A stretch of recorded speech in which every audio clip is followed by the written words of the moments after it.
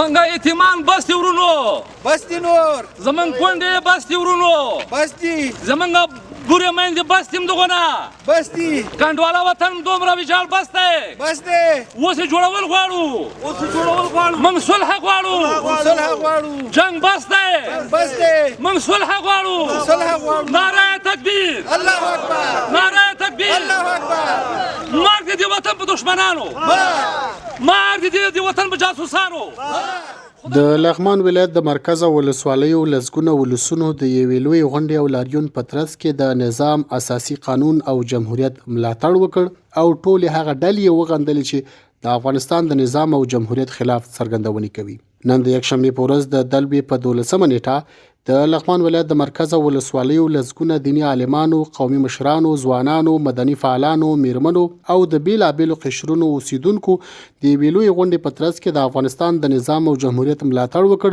او ترڅنګ یې د عباس ستانکزي هغه څرګندونې وغندلې چې 2 ورځې وړاندې یې په مسکو کې د افغان ولسمشر د استعفا په اړه کړې وې. د لغمان یو تن قومي مشر حاجي شامرد خان په خپلو خبرو کې وویل چې دوی هیڅ ډول چاته د دې اجازه نه ورکوي چې زموږ د نظام او جمهوریت خلاف څرګندونې وکړي. نوموړي وویل د افغانستان اوسنی نظام بشپړ اسلامي دی، د ولس په خوښه رامنځته شوی او جمهور رئیس هم د ولس په رایه ټاکل شوی.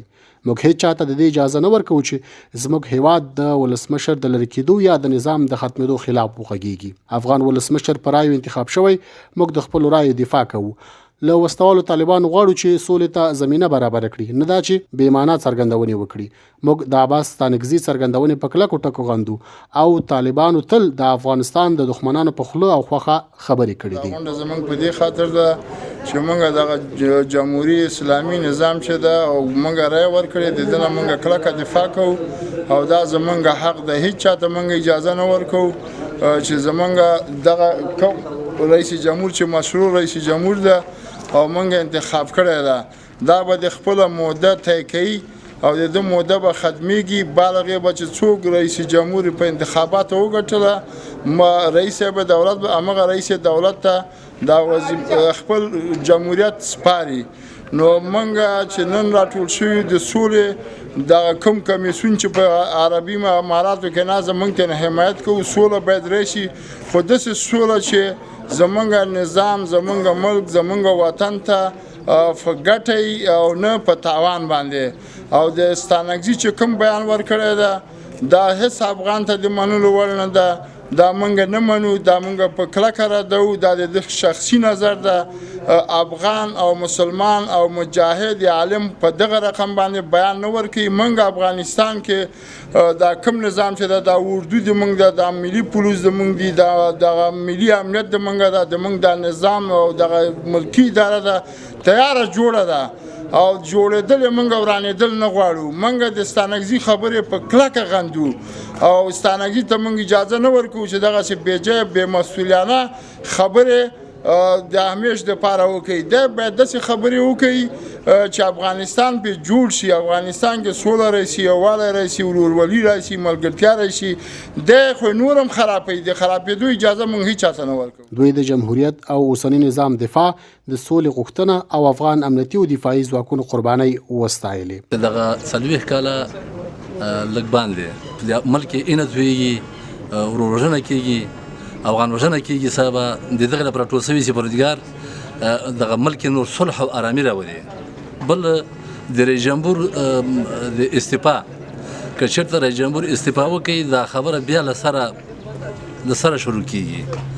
بیا به وژنه وي، نه به اردو وي، نه به وژنه بس امن وي، نه به وژنه بس باسازي، نه به سوکالي.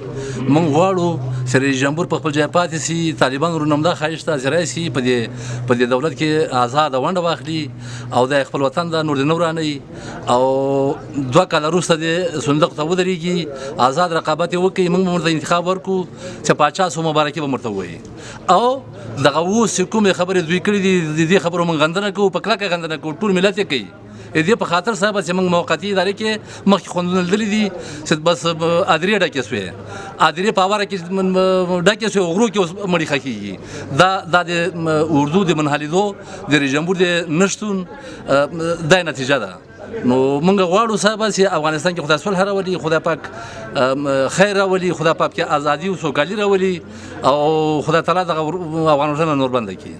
موږ د لغمان ولسونه، د لغمان ځوانان، د لغمان مجاهد پروره ولس، د لغمان قومي مشران په کل کې ټول لغماني ولسونه د دغه شته نظام حمایت کوو، د شته نظام ملاتړ کوو او د هر هغه ډله، هر هغه فرد، هر هغه تروریستي ډله چې زموږ نظام تخریبوي او زموږ دغه نظام پر خلاف باندې څرګندونې کوي، موږ یې خلاف یو او موږ نه غواړو چې د 20 کلنې پخوا هغه سناریو، هغه سوژې چې په موږ باندې تپل شوي هغه د بیا تکرار شي.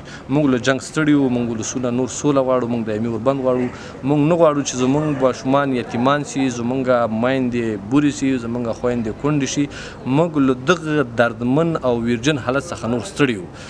واقعیت داسې یو حالت ته راغلی و چې نور موږ ته د زغم وړ نه ده چې وینه دې تویه شي او دا جګړه دې وغځېږي او زموږ دغه راتلونکي نسل چې کوم خوبونه ویني د افغانستان د ابادۍ او د خپلواکۍ او د ترقۍ لپاره، موږ نه غواړو چې دا خوبونه زموږ له خاورو سره خاورې شي. د نننۍ ناستې ټولو ویناوالو او ګډونوالو د جمهوریت او اوسني نظام دفاع، د سولې غوښتنه او د وسلوالو طالبانو د وروستیو څرګندونو اړوند سخت غبرګون وښود. دغه راز د یو سوله ییز لاریون په ترڅ کې په وسلوالو طالبانو غږ وشو چې په افغانستان کې اوسنۍ جګړه افغان وژنه او د هیواد ورانول دي.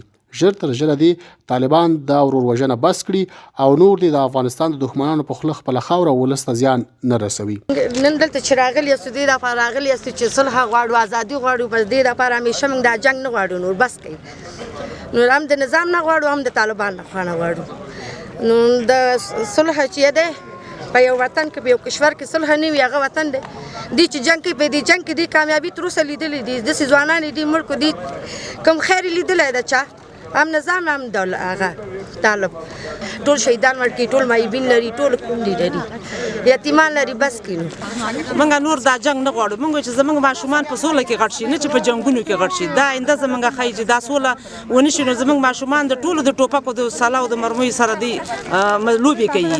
چې موږ تاسې سوله ونه کوو، ازادي رای نه شي، نو موږ ماشومان په دغه جنګو کې غټېږي. دوی د جنګ نه دغه موږ د جنګ نه نور نفرت لرو او موږ سوله غواړو. خویندې ورونه ټول موږ سوله غواړو. ولسونو دغه راز په یو ټوکر کې خپل امضا وکړه چې پکې لیکل شوی وو: زموږ اساسي غوښتنه د نظام پایښت او د اساسي قانون ملاتړ دی. هیڅ چاته زموږ د ملي او اساسي بنسټونو پر وړاندې خلاف څرګندونو حق نه ورکوو او خبرې د افغانستان د دښمنانو خبرې دي.